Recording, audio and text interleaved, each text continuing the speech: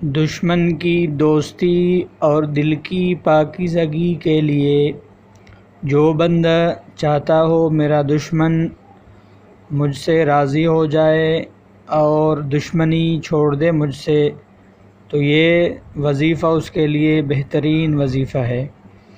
317 مرتبہ یا قدوس و مٹھائی پر دم کر کے دشمن کو کھلانے سے دشمن دوست بن جائے۔ القدوس جل جلالہ، ترجمہ تمام عیبوں سے پاک۔ قاسم، ترجمہ بانٹنے والا، دشمن مغلوب ہو جائے۔ صلی اللہ سبحانہ وبحمدہ علی محمد عبدہ ورسولہ النبی الأمی وآلہ وبارک وسلم کما هو اہلہ۔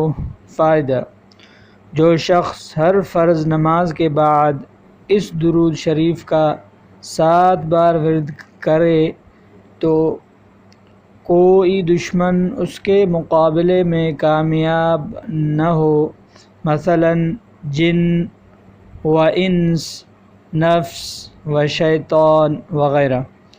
جب کسی دشمن کا خوف ہو تو یہ دعا پڑھیں: اللہم انا نجعلک فی نحورہم ونعوذ بک من شرورہم۔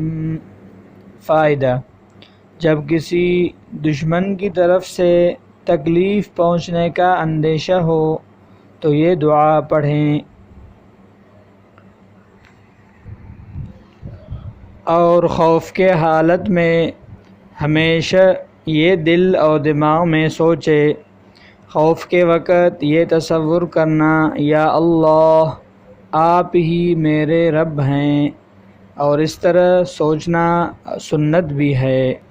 جزاکم اللہ خیرا۔